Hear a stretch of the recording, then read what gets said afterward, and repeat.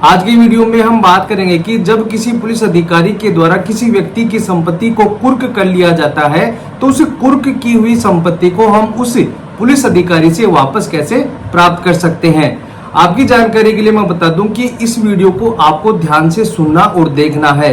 जब भी किसी पुलिस अधिकारी के द्वारा कोर्ट में चालान पेश किया जाता है और मुलजिम को बुलाया जाता है तो वह नहीं आता है तो कोर्ट के द्वारा सम्मन जारी किए जाते हैं और बार बार सम्मन जारी करने के बाद भी अगर मुलजिम हाजिर नहीं होता है तो उसके खिलाफ बेलेबल वारंट जारी किए जाते हैं और बेलेबल वारंट जारी करने के बाद भी अगर मुलजिम हाजिर नहीं होता है तो उसके खिलाफ नॉन बेलेबल वारंट जारी किए जाते हैं। अगर मुलजिम तब भी हाजिर नहीं होता है तो कोर्ट के द्वारा सीआरपीसी के सेक्शन 82 के तहत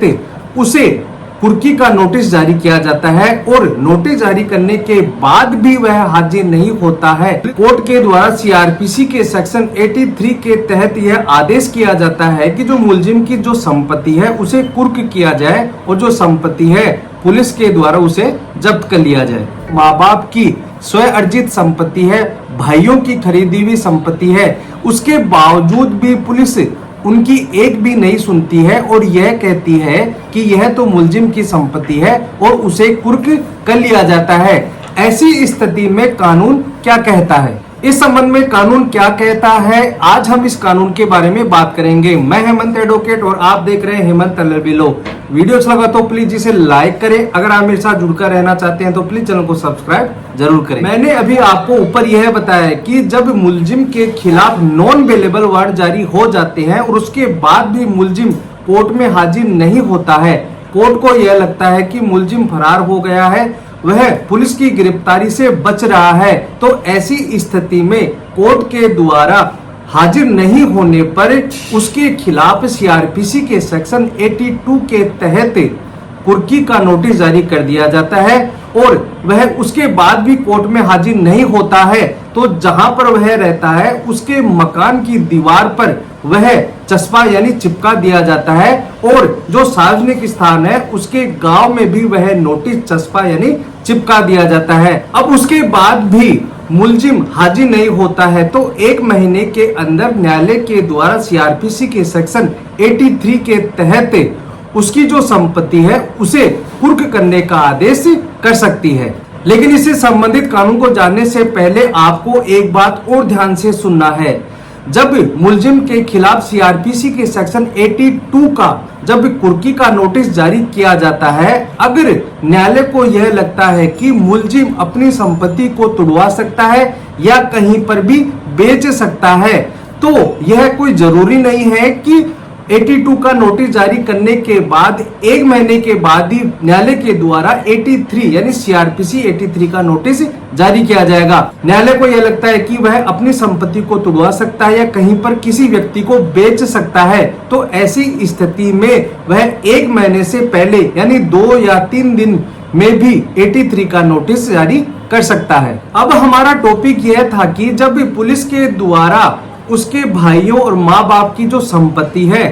कुर्की के आदेश के अनुसार अपने साथ ले आती है तो ऐसी स्थिति में हम क्या करें। ऐसी स्थिति में वह व्यक्ति यह कर सकता है कि जब पुलिस के द्वारा कुर्की का आदेश होने के बाद उसकी संपत्ति को अपने साथ ले आती है तो न्यायालय में जाकर सीआरपीसी के सेक्शन 84 के तहत उस कुर्की के आदेश का आप ऐतराज कर सकते हैं। सीआरपीसी के सेक्शन 84 में यह बताया गया है कि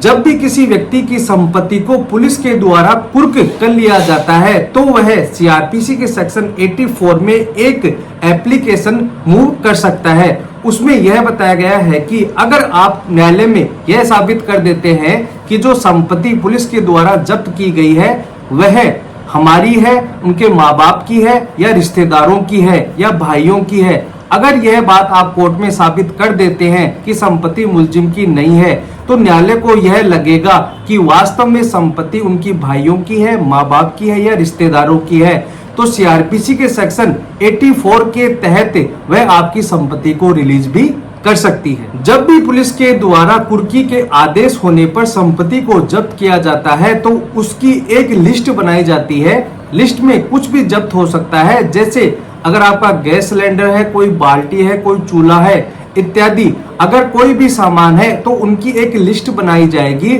न्यायालय में जाकर सीआरपीसी के सेक्शन 84 के तहत अगर आप यह साबित कर देते हैं कि जो ये सामान है वह मुलजिम का नहीं है बल्कि हमारा है, न्यायालय को यह लगता है कि आपने अपनी बात सही तरीके से रखी है और यह साबित कर देते हैं, तो कोर्ट के द्वारा आपके सामान को छोड़ने का आदेश कर दिया जाता है।